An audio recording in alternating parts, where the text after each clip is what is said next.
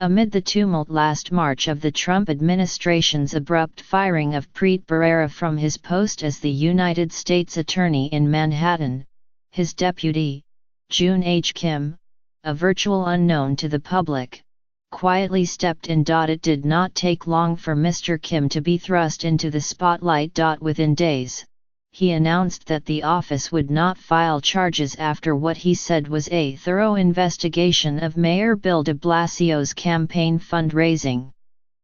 In the ensuing months, Mr. Kim's office indicted the man who drove a pickup truck down a crowded West Side bike path, killing 8 people in the deadliest terrorist attack in New York since September 11, and it filed charges against nearly a dozen people in a college basketball corruption scandal. And on the day Mr. Kim learned he was being replaced by a prosecutor appointed by Attorney General Jeff Sessions, his office won a high-stakes trial of a Turkish banker in a conspiracy to violate United States sanctions on Iran. Indeed, Mr. Kim's 10 months as acting United States Attorney were anything but quiet. Mr.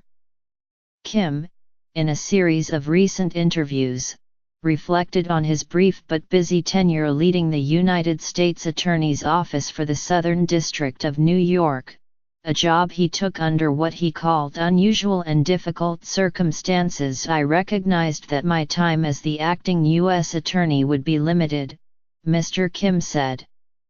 "I didn't know if it was going to be a matter of weeks or months, but I knew it was a temporary term. So I gave a lot of thought to what I needed to be doing, what I needed to be focused on." Mr. Kim had worked closely with Mr. Bharara for about 4 years, initially as his counsel, then as chief of the office's criminal division and, in July 2015, becoming his deputy. His first major public act was the March 16, 2017, announcement that his office was closing the de Blasio campaign fundraising inquiry without bringing charges, a decision reached before Mr. Bharara's firing. Mr. Kim said at the time that his office had examined several instances in which the mayor and others acting on his behalf solicited donations from people who sought official favors from the city, after which the mayor made or directed inquiries to relevant city agencies on behalf of those donors.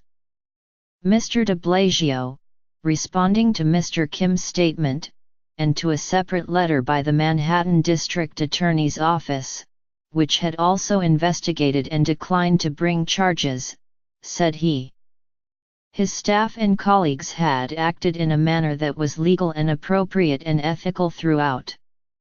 That has been confirmed by the results of this investigation, Mr. de Blasio said. Mr. Kim, in the recent interviews, differed with Mr. de Blasio's synopsis, saying the office's conclusion was very limited, based only on whether the provable evidence established guilt beyond a reasonable doubt. "We do not ask the question, is the conduct ethical or appropriate?"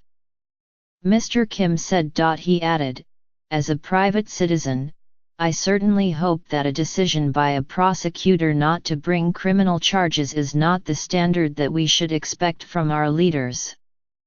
Mr. Kim departs as his office begins trying a series of corruption defendants, starting on Monday with Joseph Percoco, a former top advisor and close friend to Gov.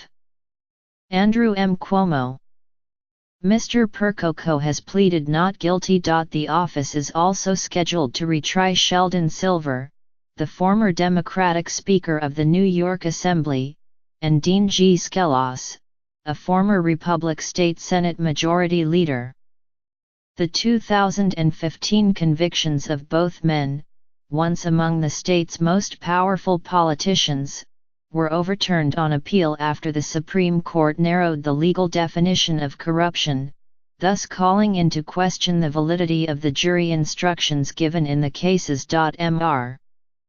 Kim said it was an easy decision to decide to retry the two men, noting that the rulings in the appeals made clear that the evidence was more than sufficient for a conviction even under the new standard.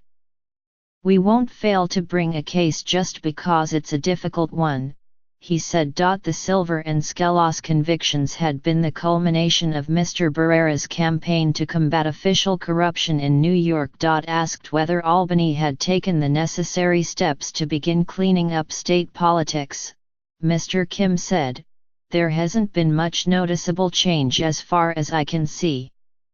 He said he remained impatient at the lack of progress.